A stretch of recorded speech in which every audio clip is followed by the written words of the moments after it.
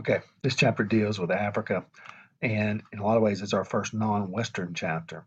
And the textbook sort of begins by going geographically through and taking you kind of on a tour of some of the African societies and describing them, what they were like. So, for example, you begin on the West Coast and talk about Senegambia and Benin. Then you move on to the West Coast and you move kind of further into the interior towards the Sudan. And so if we go back to the map here, the kind of the beginning of the chapter takes you sort of on this trip this way.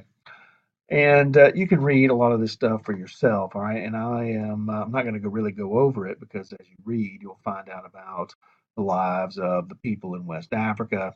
Okay, from there, you move on and talk about West Africa and the people there, the ways that they lived. Okay, and it's pretty simple and straightforward.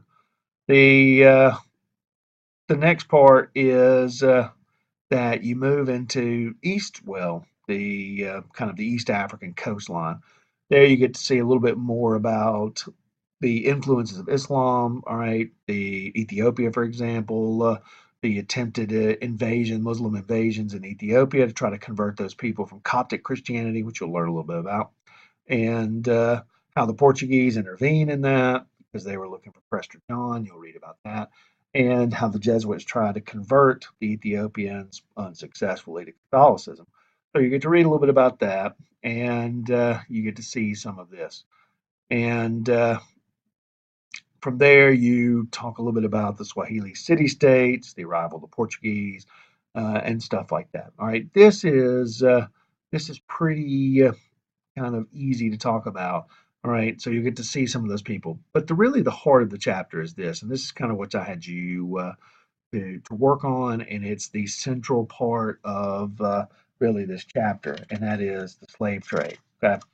And the slave trade is always difficult to talk about. It's very emotional, it's very difficult, and it is, of course, though, one of the most important things. We don't know. Okay, the toll of slavery on Africa is huge, and when you start talking about numbers, we don't exactly know how many Africans would be exported out of Africa as part of the slave trade. But when you read this, I want you to kind of understand that there are several themes that you kind of need to talk about. Okay, and slavery is a theme throughout this whole chapter, even when you start back in West Africa. The Remember that as you read that it's easy to just say that the slave trade was terrible for Africa, and it really is. But there are winners, there are losers, there are people who participate, there are Africans that participate, there are African kingdoms that get very wealthy because of the slave trade. So who benefits, who loses, and as you read, kind of think about this. Okay, remember that slavery was common in West Africa even before the Europeans get there. It was sort of one of these natural things. Okay, but when you sort of think slavery is different, okay, depending on where you go. And so make sure that you understand that slavery is a little bit different. In some places, even though they may have been considered slaves in West Africa, they were really more like peasants than perhaps they were slaves. The Did an African sell Africans into slavery? Yes, and but in the beginning, some of these areas before European intervention and before Islamic intervention, while slavery was there, it wasn't necessarily for profit. There are other things that are going on. But when the Europeans arrive and when even Islam arrives, that will change. Okay, the uh, the African slave trade is, as you kind of read about the institution of slavery, is one thing. Okay, but when you get into really this part, the transatlantic slave trade, this is where it really gets complex. Okay, the when we start talking about sales of slaves to Europeans, the when this starts picking up in the 15th, 16th, or well, excuse me, really the 16th century, in the 1500s, and then into the 1600s, you have to kind of understand that this is a different thing. that slaves are now going to be exported because of a labor need in the Americas. So the slavery in the Americas is going to be very different. The labor needs are going to be very different. And sugar production, for example, in the West Indies or in Portugal, or excuse me, in Brazil, the Portuguese colony of Brazil, is going to be very different. Okay. So when the Portuguese began to pull slaves out of West Africa and into Brazil to work on the sugar plantations, that's very different than being a slave in West Africa and farming a plot of land. The cost is much more costly. Okay. The transatlantic slave trade is also part of a bigger picture. You'll get to see as you read about this that how this all fits in together. It becomes we used to call it the triangle trade, where you have goods flowing out of Europe and into Africa where they're being exchanged for slaves. Those slaves then make the middle passage from Africa to South America, to Central America, to North America for labor, where they're sold into those labor areas and they begin to labor often under very bad conditions. They're transported in very bad conditions. They're laboring in very bad conditions. And then the goods that they're producing, especially things like sugar, or if they're miners like the silver, that is then brought back to Europe and exchanged, and the whole cycle starts over again. So the middle passage is described. You'll need to make sure you understand sort of what that is. The When you kind of understand also that slaves are coming out of this area because it's easier to transport them. And actually, the textbook talks about that it's easier because of winds, because of currents, to pull slaves out of this area and ship them across to South America than it would have been to pull them off for, say, the east coast of Africa or even slaves out of Asia. It's quicker, it's easier to pull slaves out of this area.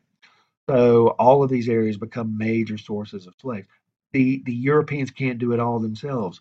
They traded with African communities, with African kings, with African tribes, and those tribes brought captives to the Europeans. It was just simply more economical for the Europeans to fuel slave captures done by the Africans than it was for them to go on and do the slaving themselves. So the this area or this system is much bigger than you kind of realize, and it fits into a much bigger picture.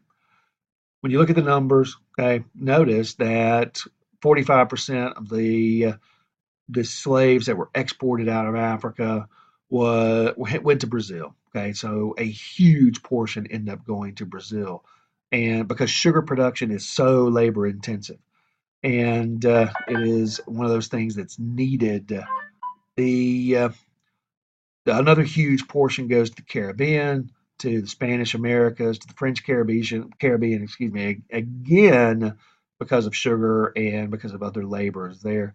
Mainland North America, most people don't realize this. Only about 3.8%, less than well, right around 4% or so of the slaves that came out of Africa were exported to North America. The slave population in North America begins to increase, though, because if you were born into slavery, or if you were born to a slave, you remained a slave, and therefore you start having natural increase. So when children were born as slaves, they took on the position of the mother, and so if the mother was a slave, all the children were slaves. So you have natural increase going on as well. The You talk about this whole system, and as you read about it, make sure that you understand how this system is fitting into a bigger picture of global trade, really. In the end, it talks a little bit about the impact on Africa, and so make sure that you read that as well. Understand it's more than just exporting a population. There are other impacts as well.